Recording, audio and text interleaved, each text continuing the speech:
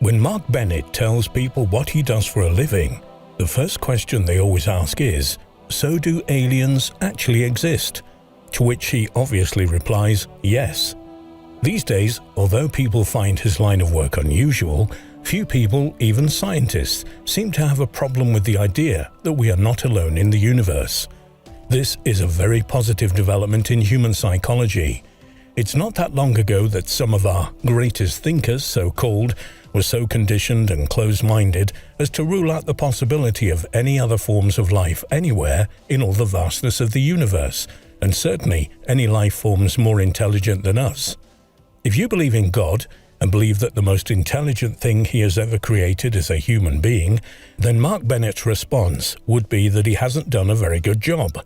The next psychological barrier for people to get through is to accept the overwhelming evidence that extraterrestrials not only exist, but are visiting Earth, that beings from other planets are here now, watching us. This is a far greater test of credulity than just believing that aliens exist somewhere in a galaxy far, far away. In part, the reason for this is fear of the unknown. To believe something you do not understand exposes you to potential anxiety, and the only way to assuage this anxiety is to think deeply and investigate the subject. This requires mental and physical effort few are willing to expend. Being completely convinced that alien intelligences are indeed here amongst us, this question ceases to hold any interest for Mark Bennett, because it's no longer a question. Rather, is it the platform for another, far more interesting question? Why are they here? Common sense would indicate that our extraterrestrial visitors cannot be hostile. Why? Because we are still here. If aliens are visiting Earth, they must be more technologically advanced than we are, because they can get here and we can't get there. Technology exists even at our level of scientific development on Earth to destroy the entire population of the planet. So imagine the weapons capability of an advanced species hell-bent on global colonization or complete destruction. There is, at present, a great misconception in some circles that all the evil on Earth, or at least a very great deal of it, is caused by extraterrestrials that have infiltrated governments and are now in other prominent positions as well. This is not true. This is in fact a lie, which has been designed to appeal to that weak part of our minds which loathes responsibility. It is a much more comfortable thought to believe that the problems on Earth are not our fault, but the fault of some ghastly alien invader against whom we have little hope of protecting ourselves. We are to blame, not aliens. The super-rich, powerful elite, some of whom are completely unknown to us, are terrestrial. We are quite literally our own worst enemy. Even the more sinister forces working behind the scenes, manipulating this elite, while they may operate on a different plane of existence, are still terrestrial just like you and me, but having worked extremely hard over many centuries to gain so-called paranormal powers. Hostile extraterrestrial forces would not need to dress us up as or shapeshift into the form of a queen or a pope or a bodyguard in order to do us harm. Surely they could annihilate us with the flick of a switch. Since the 1950s, the idea that there is intelligent life on Mars and Venus or any other planet in the solar system has gone out of fashion. Science has supposedly proved this to be impossible. But strangely, although astronomers may have concluded that we have to look further afield if we are to find an alien civilization, theoretical physics, unexpectedly enough, could be applied to open our minds to the opposite conclusion. Once we accept the possibility of concepts such as parallel universes and the like, all the normal rules about life as we know it become virtually irrelevant. Who is to say that life on another planet necessarily exists at the same frequency of vibration as us, visible to our physical eyes? Even without theoretical physics, surely we should not rule out any possibility whatsoever of what form an alien intelligence might take. There are even creatures in the sea, so strange as to defy conventional understanding of how life works, so imagine the innumerable possibilities for life on other planets. According to the space contacts of Dr. George King, 1919 to 1997, founder of the Aetherius Society, most of the planets in this solar system are inhabited, but not on this plane of existence. As such, their civilizations are completely undetectable by terrestrial science in its current stage of development. These intelligences are vastly more advanced than us in every respect, physically, mentally, psychically, spiritually, and of course, technologically. They have evolved beyond the ridiculous wickedness that is a daily occurrence on Earth, such as war, and live with complete peace and harmony on their own planets and between planets. It is not that there is no evil intelligence anywhere in the universe except on Earth. That would be absurd. But when hostile alien forces try to invade this planet, as they have done on numerous occasions, the might they display is far more sinister than a shape-shifting old lady who turns into a lizard. These are colossal, powerful military races, thousands if not millions of years ahead of us. We haven't even the faintest hope of defending ourselves. This is why we are protected by our planetary neighbors. Peaceful by nature, they nevertheless do recognize the need in extreme circumstances to apply force to protect the weak. This they do as little as possible. They don't attack with gratuitous violence and all guns blazing, killing the enemy in some bloodthirsty orgy of anger and vengeance to show off their strength. They keep loss of life to an absolute minimum, however evil the invaders may be, even if they themselves are put in greater danger as a result. What is more, even this level of defensive action they will only resort to when there is no other option, and when even more advanced beings than them give them permission. These more advanced beings, known as the Lords of Karma, are not bound to a single planet, and they are virtually a part of the very fabric of creation itself, responsible for the logical execution of the laws of the universe, and as such, quite literally, defy our understanding or even our imagination. Because we are not ready, people often ask for a sign. The response of these beings to that is, why don't you give us a sign that we would use their help and technology for good and not for evil? While we continue to kill one another, steal from one another, hoard wealth while others starve and so on, what point is there in them landing?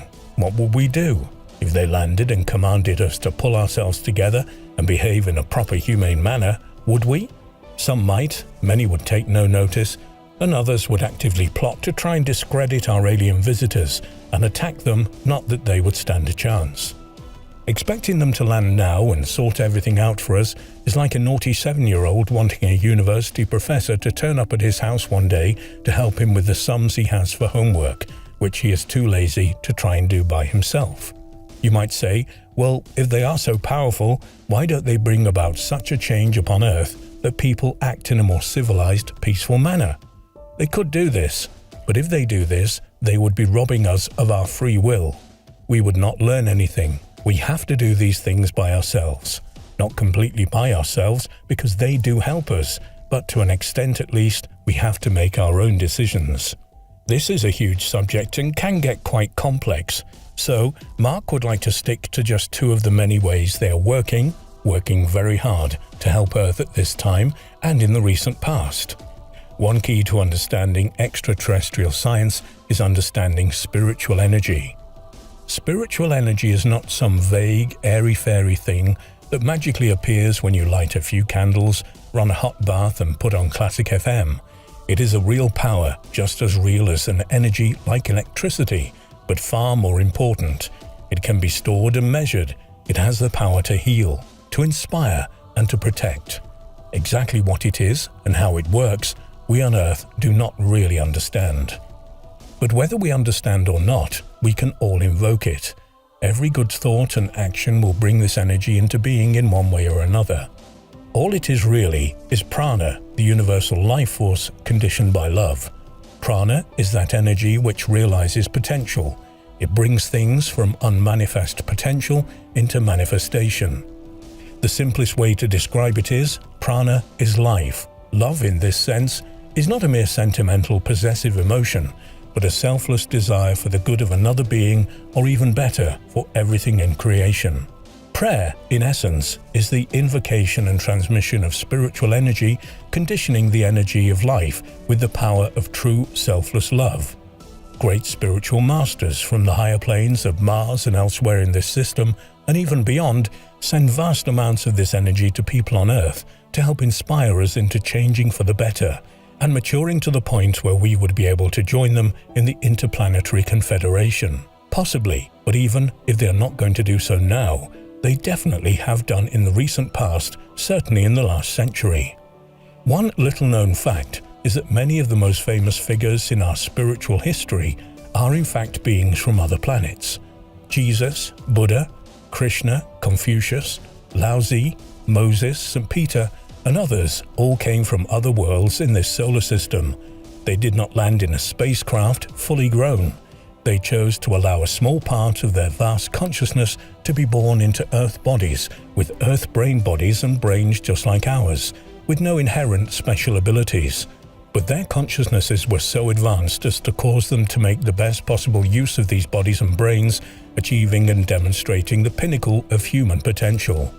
They came to give teaching and perform other, more complex tasks to help mankind. The reason why the teachings they gave are different from each other in many respects is twofold. 1. Truth is multifaceted. Different aspects of truth help different cultures at different periods of history. 2. The teachings aren't really all that different at all, but they have been warped throughout the centuries, whether through error or deliberately in order to better control believers and keep them in fear and the elite in power.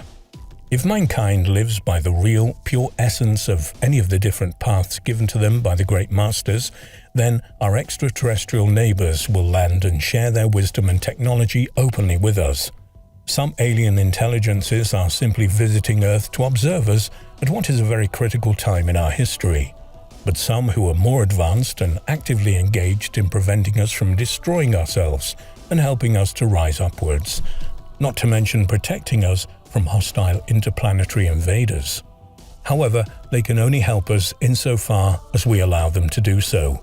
We have to demonstrate a certain degree of self-determination to put right the wrongs of our world ourselves, for them to be allowed to intervene. Otherwise, the Lords of Karma will not permit it. So perhaps the title of this article should actually be "Aliens Are Here to Help Us Save the World." This is a very serious matter indeed. We live in a state of childish ignorance, imagining that we are safe despite the vastness of the galaxy, despite the way we idiotically hurl nuclear weapons about, and despite the reckless disregard we show one another or our environment. This childish ignorance by karmic law must end. It can end in two ways. 1. Apocalypse of whatever kind, where we see and experience the consequences of our irresponsible actions. Or 2. Where we choose to change for the better before apocalypse strikes and build a better world for all.